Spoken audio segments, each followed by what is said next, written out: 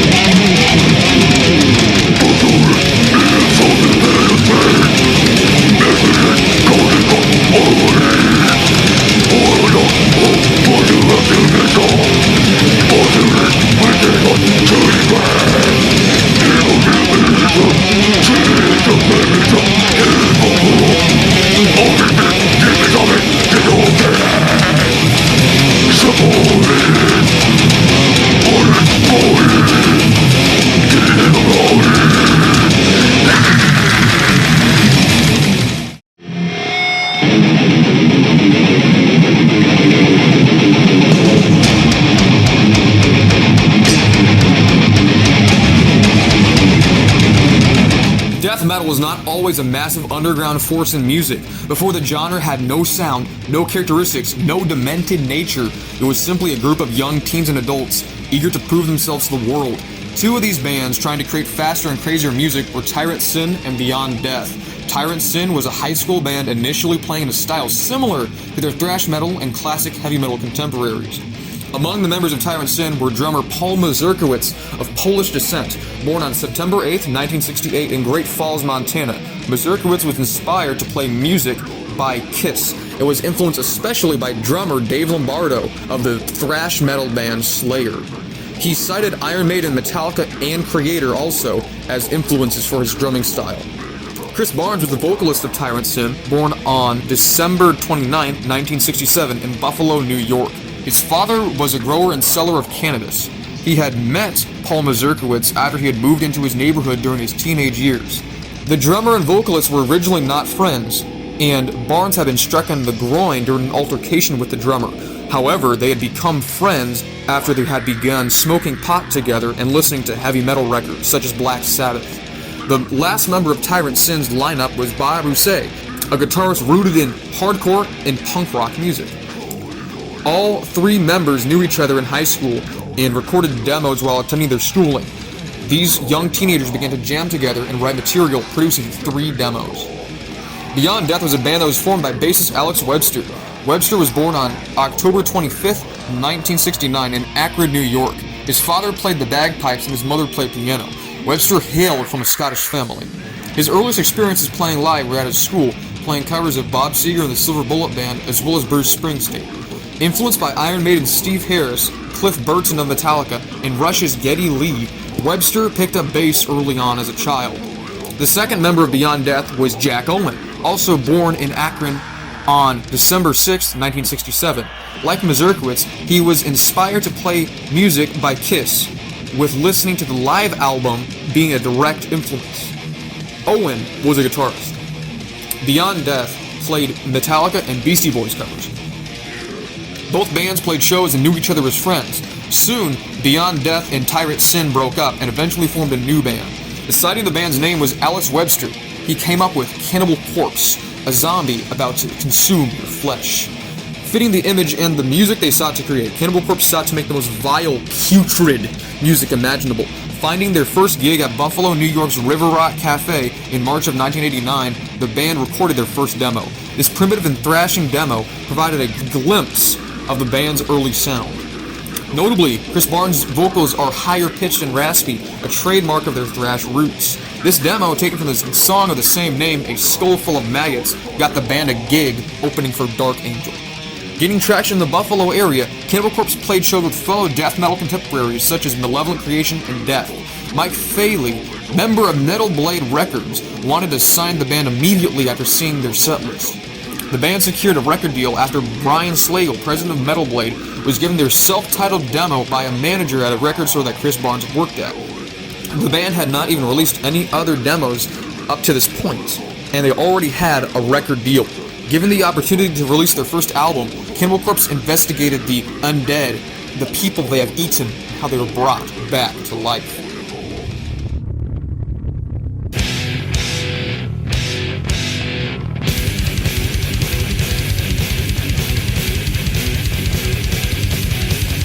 Releasing their first album in 1990, Eaten Back to Life is widely considered to be an important development in thrash metal, completing the final transition of earlier bands from simply faster, heavier, and more brutal thrash metal to the fully entranced death metal sound devoted to death, gore, blasphemy, and obscenity. Furthermore, the band had moved from Buffalo, New York to Tampa, Florida in order to participate in the growing Florida death metal scene, with bands such as Death, Deicide, Morbid Angel, and Obituary all hailing from the Tampa scene.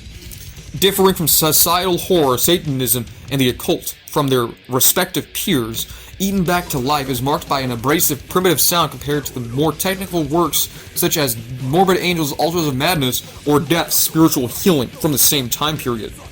Cannibal Corpse adopted a primal death metal style, eschewing much of the genre's technicality, instead opting for guitar work that is practical, not impressive. The album cover depicts a zombie cannibalizing itself in a graveyard. The album cover was made by the comic book artist Vince Locke and is a watercolor painting. Locke would produce all other covers for the band from this point onward. Shocking even more than other albums of the same year, the violent nature of the band can easily be seen just from the vinyl's cover. Compared to the rest of the scene, Eaten is the band at its most primitive, thrashing brutal metal that straddles the line between pure death and heavy thrash metal. The sound of the band, most especially of the vocals, are different from their contemporaries.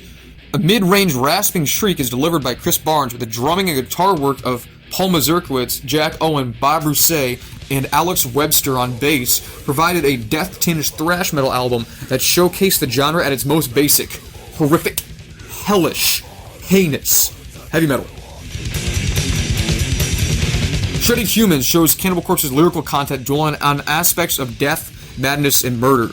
Chris Barnes paints a brutal and horrific picture of tragedy in the day's early hours on an open road, a family of 4 on the way home being killed in a car accident.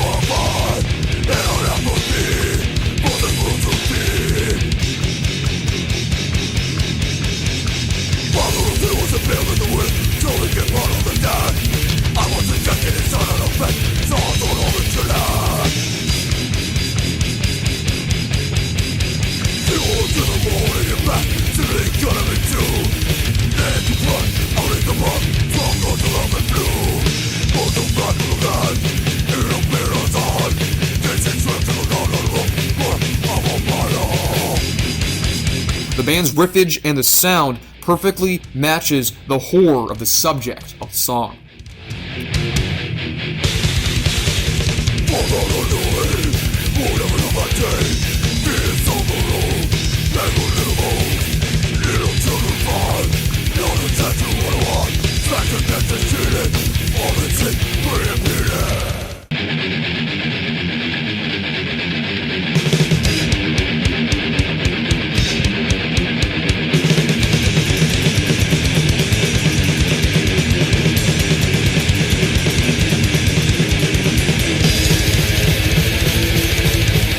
Skull Full of Maggots has the band shift to the biological process of death, the decay of the body, and the decomposition of its corpse.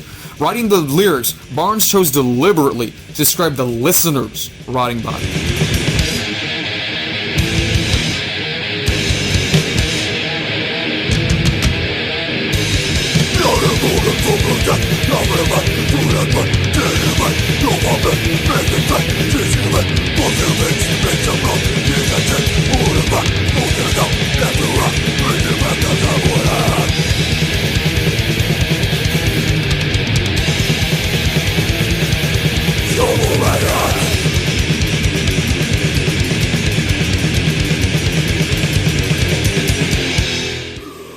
Infested by maggots. You are decaying. You are rotting, and parasites of the dead now dwell in your head.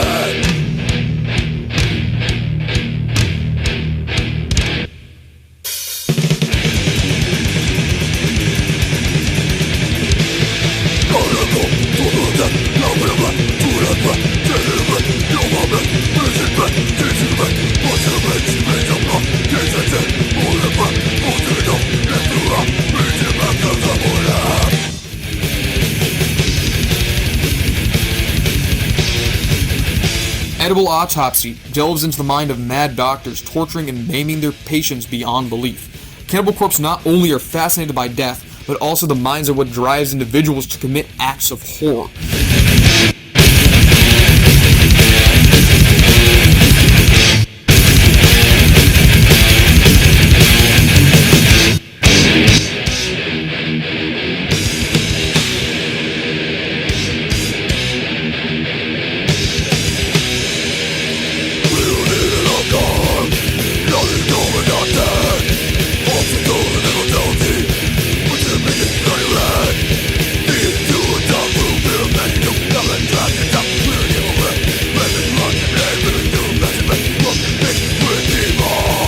Not from a place of glorification, but of morbid curiosity, the band used their primitive death madness to describe insanity and abuse of power through medicine.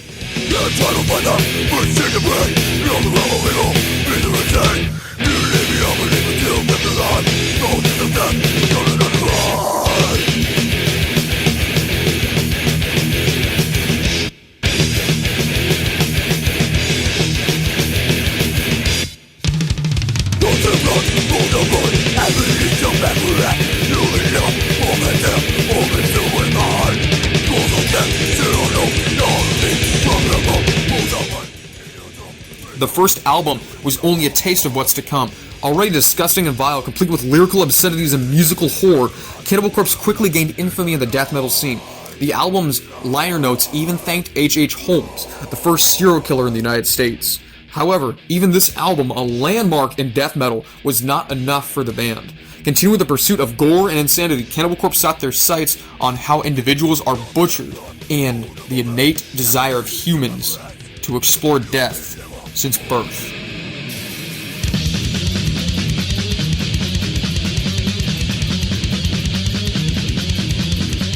Immediately after their first album was released, the band started to write more material. 4-hour sessions and 5 days a week, combined with a collaborative writing effort, Cannibal Corpse sought to one-up themselves and make their music even heavier and more terrifying. The vocals of Chris Barnes especially show a dramatic increase in their guttural nature, lowering his pitch to match the intensity of the music.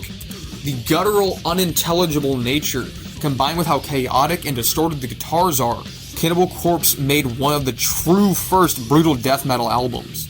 Placing themselves more and more into the Florida death metal scene, the band began to refine their sound from their debut and make their music denser, faster, more chaotic, and dissonant. Their sophomore album, aided by the masterful production by Scott Burns, showed the band's transition from primitive death-focused thrash to pure, brutal, and vile death metal.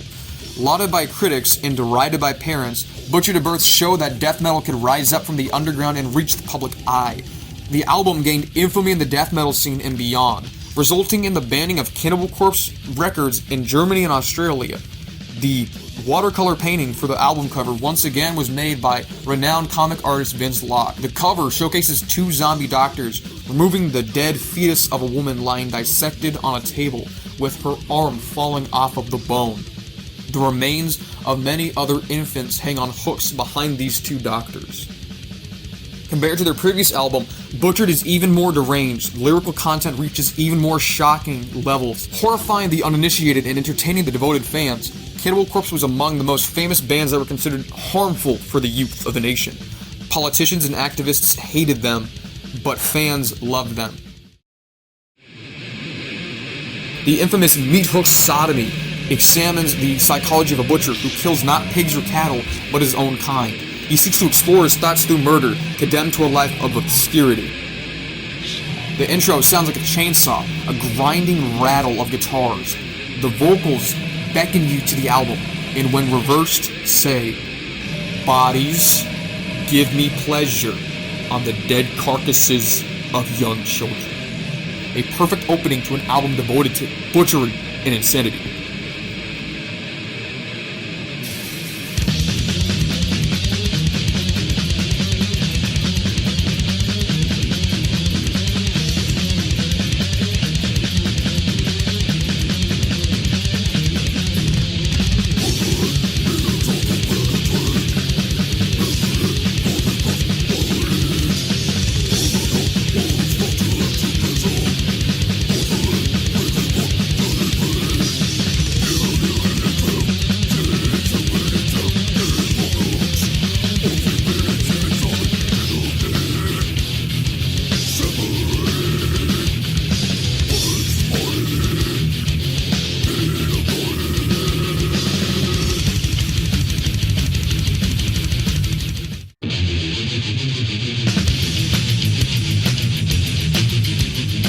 Gutted tells of a deranged murderer who kills the offspring of women.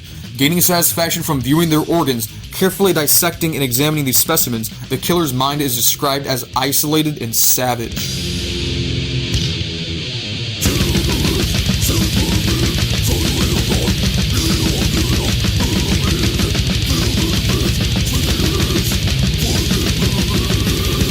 The band delves into the minds of those who kill their young.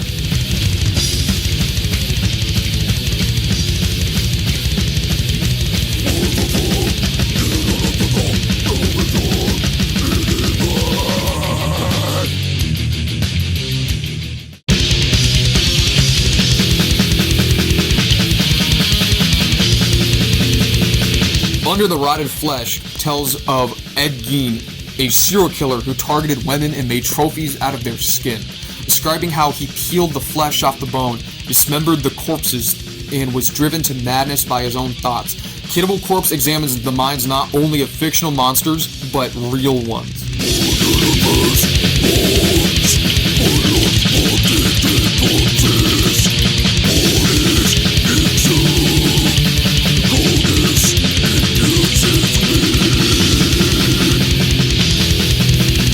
Fascinated by death and what lies beyond, the band sought to uncover what lied under the rotted flesh.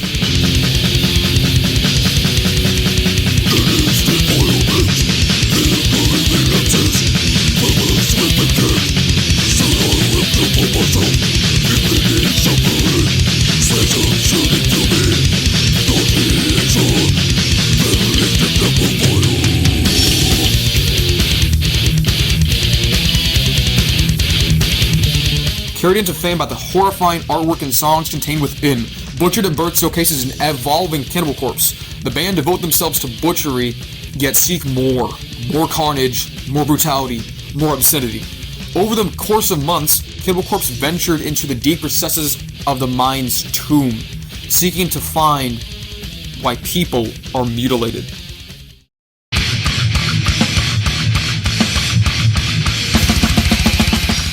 Seeking to one-up themselves more and more as well as their peers, Cannibal Corpse explored more and more indecent and obscene subjects and made the music to match. Noticeably more structured than their previous record, the band refined their style into creating death metal that not only was gore-obsessed, terrifying to listen to, but death metal that was catchy and had musical integrity and flow.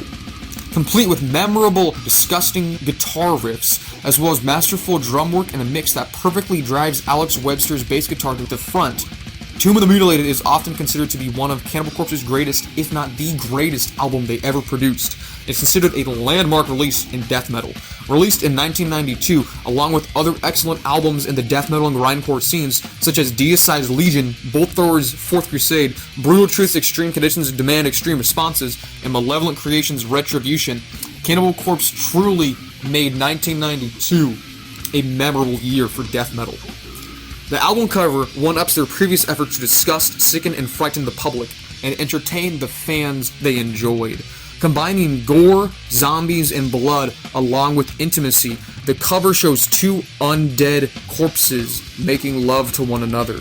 Considered by many to be the most shocking album cover out there in music history, Cannibal Corpse catapulted themselves to stardom with Tomb of the Mutilated.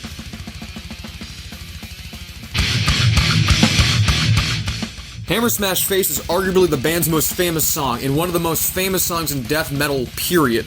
The song is fast, aggressive, and with lyrics and music that are incredibly catchy. The song showcases the band's increasing desire to structure their musical horrors, with the intro coming to a halt as Alex Webster attacks his bass guitar.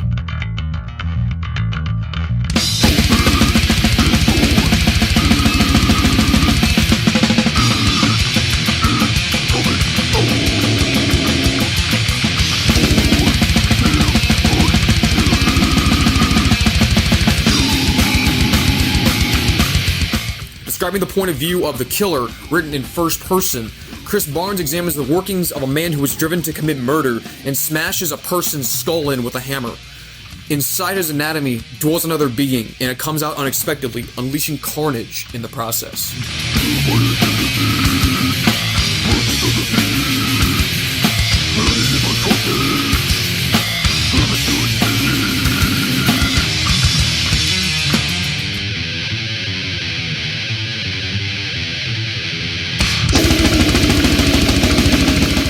Icon Blood sees Cannibal Corpse examine death, violence, and madness not from a place of disgust, but fascination and even romance. The song delves into themes of love with the undead, as a man exhumes up a woman's grave and makes love to her.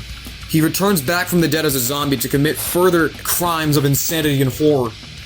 Cannibal Corpse not only sought to create the most terrifying music, but also the most vulgar and disgusting, clearly achieving that goal.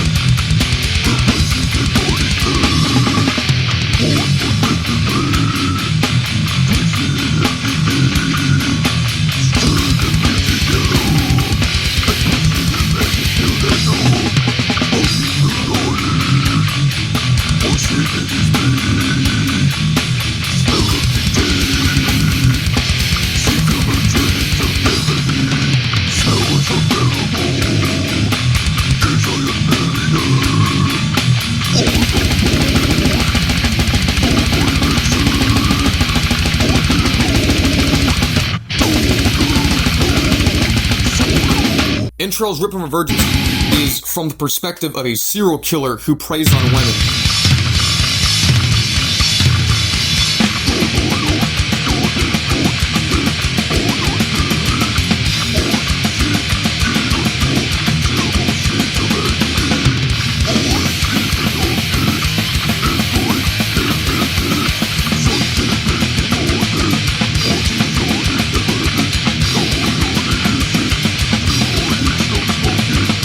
Written from an apparent true story where a woman was disemboweled with a coat hanger by two brothers who broke into her home.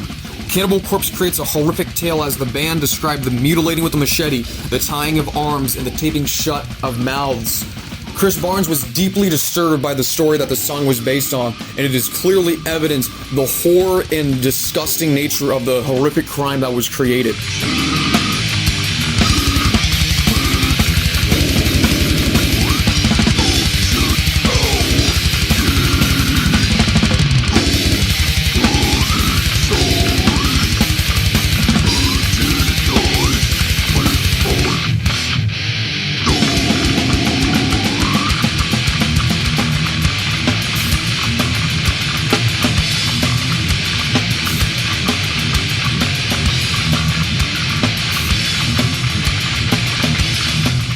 The cryptic stench has Cannibal Corpse shift their perspective from murderers, zombies, and madness to that of a primal, ancient horror, vampires.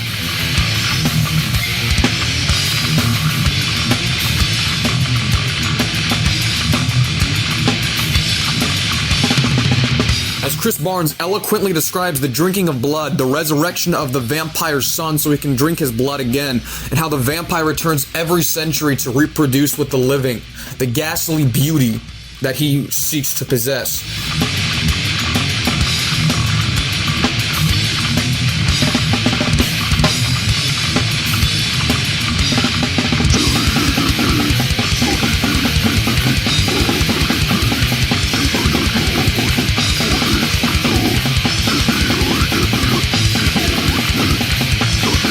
Cannibal Corpse showcases that not only can they make death metal about terrifying crimes, but also death metal about terrifying ghouls that have haunted us at night since the beginning of time.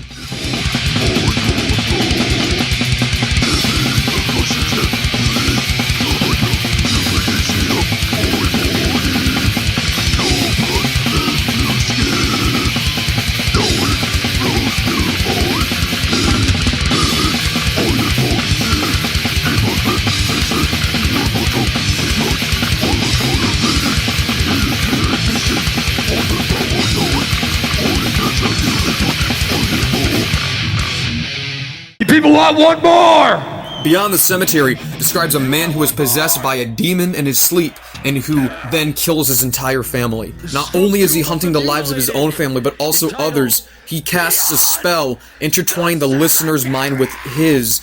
Chris Barnes writes from an almost shamanistic and mystical perspective, telling tales of an evil demonic spirit from the underworld who possesses others and brings their darkest fears to life, causing them to commit actions that can only be described as nightmarish.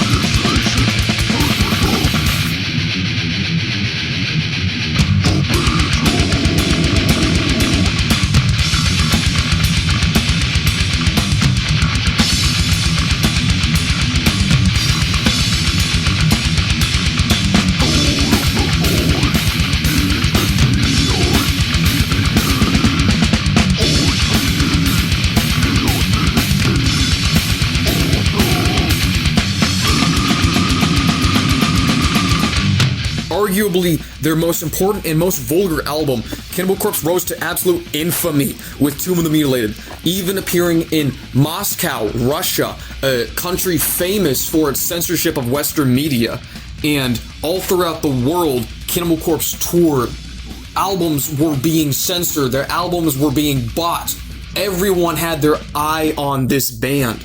But still, they wanted more. They wanted to figure out what makes people bleed, suffer, and die. They wanted to find out what causes the bleeding.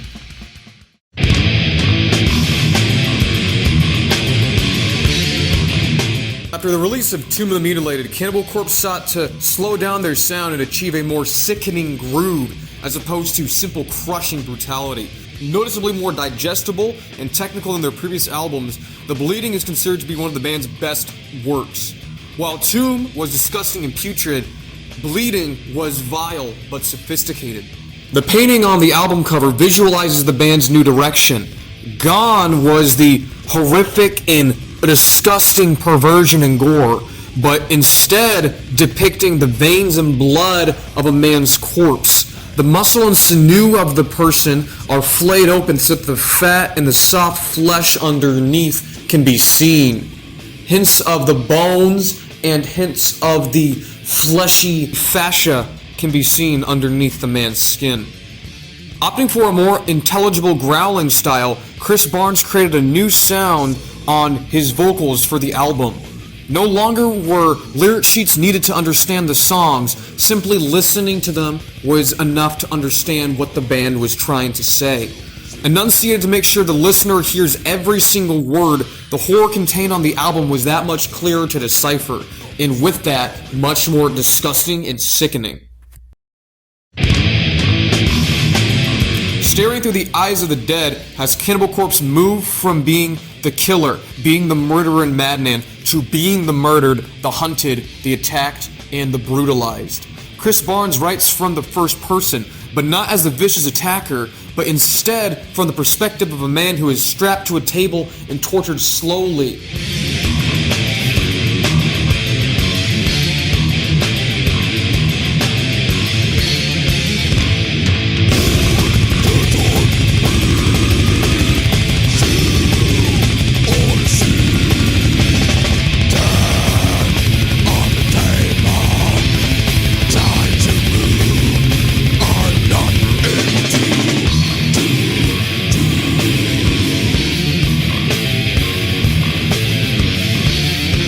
He cannot move or scream as scalpels cut into him. He is cut open and experimented on.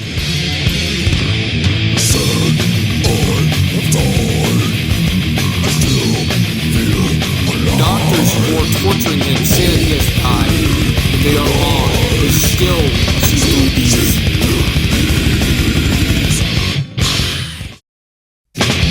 Stripped, Strangled is one of the band's finest songs, marked by a chugging, brutal intro riff, haunting and obscene lyrics, and genuinely terrifying musical structures. The band crafted a masterpiece in death metal and heavy metal in general. Chris Barnes' vocals sound like a deranged maniac, hell-bent on targeting women as they wander in the night. One of Cannibal Corpse's most popular songs, the crowd even chants along with the singer, screaming the words, "They think they know who I am. All they know is I love to kill." Face down, dead on the ground. Find me I come alive in the darkness. Left buried and nameless. Dead and buried and rotten. Left by insects. You are so beautiful.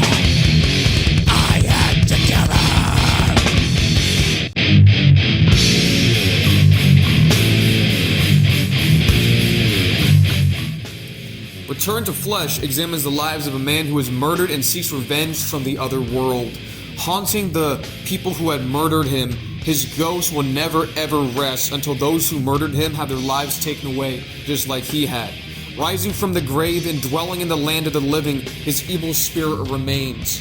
Much like the earlier Beyond the Cemetery, Return to Flesh uses the imagery of ghosts and spirits haunting those who are still alive, but instead of a horrific demon who preys on those who sleep, Return to Flesh instead tells of a vengeful ghost.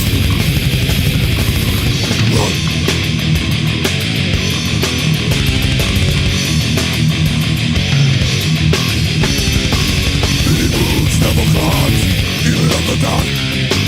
But the dark no come from beyond, never to return.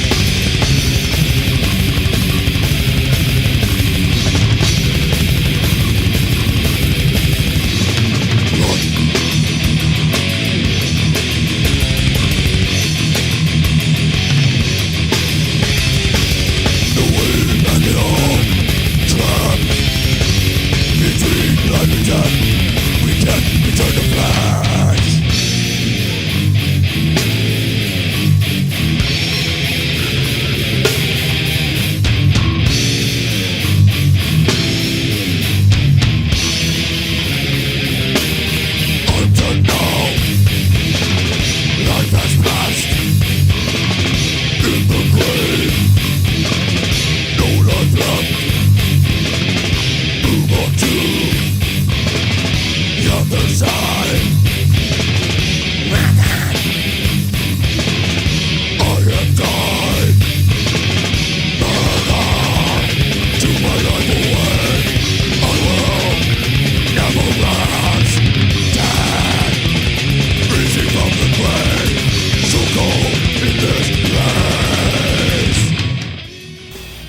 Having truly achieved groundbreaking success, Cannibal Corpse cemented themselves as a brutal force of musical excellence. The band had everything they ever wanted: success, money, and fame. And furthermore, they had a devoted group of fans who had truly devoted themselves to the group. These fans sought to truly support heavy metal regardless of its form. The band was still on parents' watch lists, and U.S. Senator Bob Dole explicitly named the band, along with artists Ghetto Boys and Two Live Crew, as undermining the character of the nation. The band couldn't get any better publicity.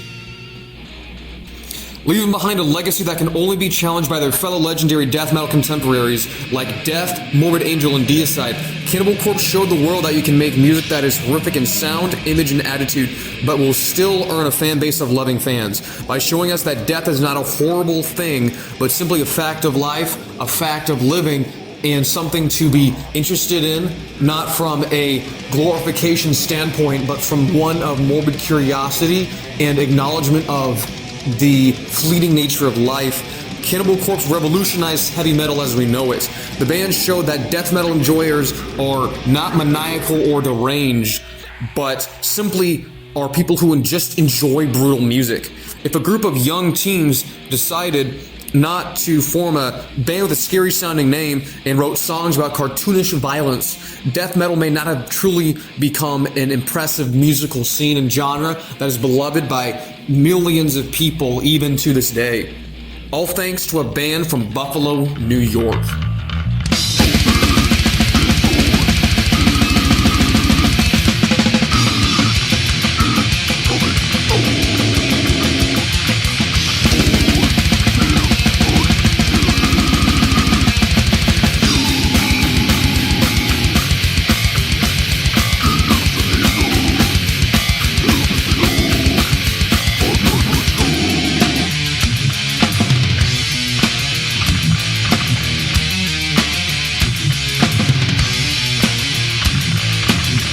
What